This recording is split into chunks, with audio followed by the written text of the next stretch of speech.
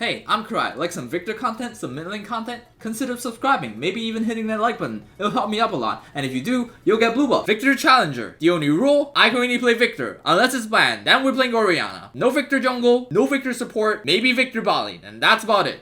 Hello friends, welcome back to another Viktor 2 Challenger gameplay. This game is around Diamond 1. I believe it's around 10-20 LP, somewhere around that. This game is the fourth game of the day. I had 3 losses before this. This is gonna be my final game. When I was playing this was gonna be my final game, regardless of whether I win or loss. But instead of telling you whether I won or lost, I'm gonna show you how I felt about my laning phase, and I'll be honest, I think this is probably one of the worst laning phases I've had due to my own mistakes. I'm going to try to speed up some parts of the laning phase, so we're just gonna cut out the very, common CSing, common poking, not a lot of happening phase, and instead focus on the main topics that I want to talk about. You can see here, I'm just trying to poke, get some first strike value, put in a ward as I usually do. I've been playing against a lot of melee champions lately, Sylas, Katarina's, Echo in this game. How do you guys usually play against melee champions as Viktor? Let me know in the comments whether you actually enjoy playing against melee champions. I personally don't really like playing against melee champions, but I do like to learn more about the matchups. I don't like it because it's very, very cut and dry. People just push the wave and then they roam, so realistically there's not really a mid lane for me to play against. But let me know what you guys feel about playing against a mage into a melee champion, be it an assassin, be it a bruiser. So in this game, the game plan against Echo is, again, we're just trying to hold the wave, at least in the neutral part of the lane. The first point I want to bring out is that notice how Echo is getting low, or like getting halfway towards his health bar, and also getting low on mana. This is the point where we don't really want to let him have a free recall here. So you can see I'm trying to stop his recall. You can see that I'm trying to just hover towards bot side. I definitely should have been towards bot side more, because I know Viego is just around top side. Right here, Echo is trying really hard to push out the wave, to clear the wave and base. So you can see he's expending his entire mana pool just to push out the wave. I'm trying to push the wave and also land some poke towards him, so in the case where he does stay, he'll be low on health. In the case where he is basing, I'm definitely walking up to see if he's trying to do any cheeky recalls here. He doesn't, and instead, because he took a really safe base, notice how I walked up to pull the minions towards me before letting it crash. This way, the enemy minions will be pushing towards me. You can see the enemy minions are killing my wave slightly faster. This helps me deny just one minion. Remember guys, one minion is really important when you're on a champion that doesn't really have any kill priority, kill threats, kill agency. So I'm gonna get as much as I can from whatever I can. Right here, I'm speeding things up a bit here, but basically, long story short, I'm trying to have enough money until I can get a lost chapter. That's why I'm being really passive here. I'm trying to do as well as I can in farming under turret. You can see I'm not really getting any minions at all. Here, I'm gonna slow it down a bit. You can see Kayn actually pinged, I believe. Yeah, Kayn pinged to come to my lane. I knew this was a bad idea. That if he came, we could not kill the Echo anyways. I was low on mana. There's not really any CC on both Kayn and I. So it's really pointless for me to stay.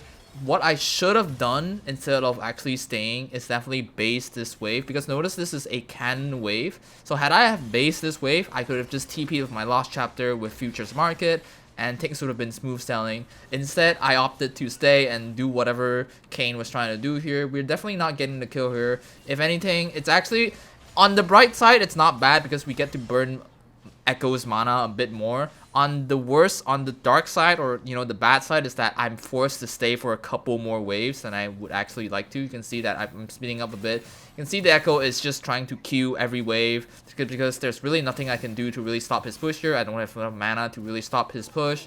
I might even lose a couple more minions than I really love to.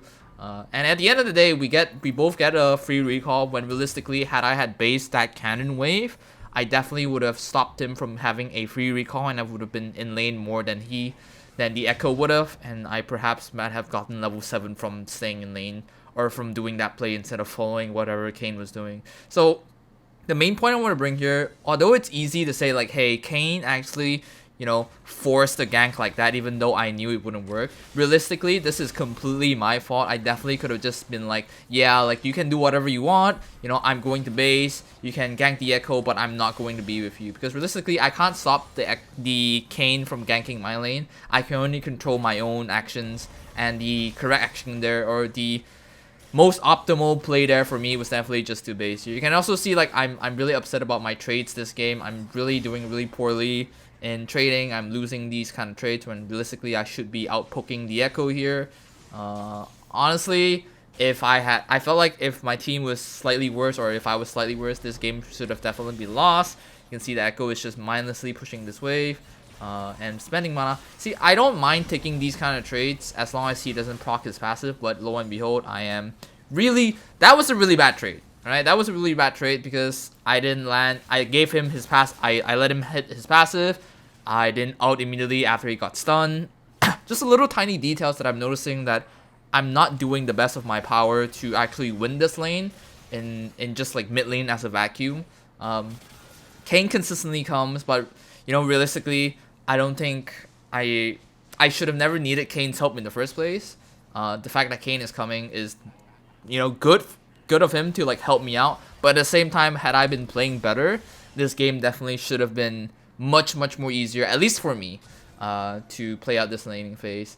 Now again, we see Echo is trying to base. Of course, we want to stop him from basing. He's low on mana. There's no point from giving him a free recall here. I see bot side is having a skirmish. I'm low on mana. I'm low on health. I'm kind of low on mana. I don't have ult yet.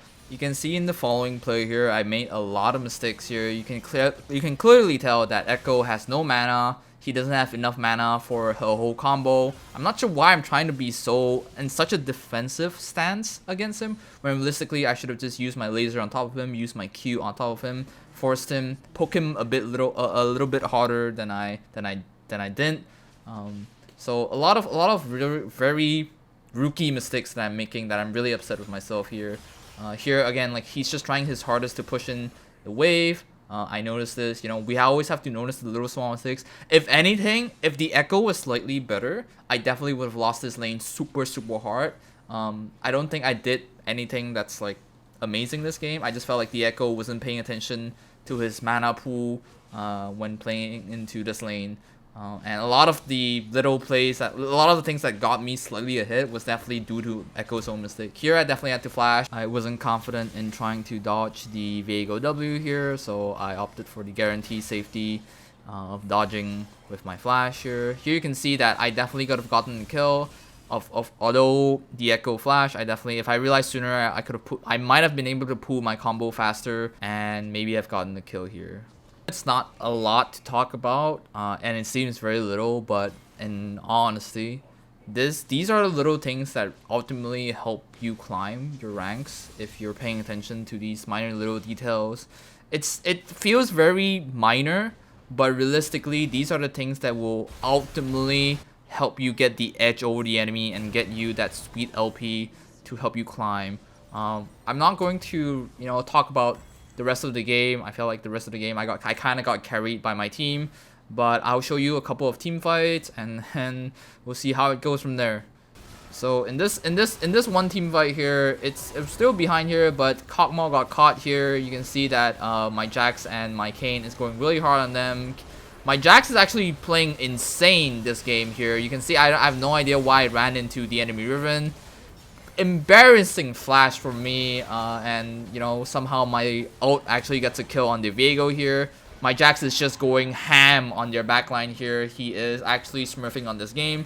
Again, I don't think I did anything aside from just dying in this fight here. I did manage to draw my ult, which is the only saving grace. And honestly, thanks to my Jax and my Kayn, we actually managed to win this fight and slightly come back into the game.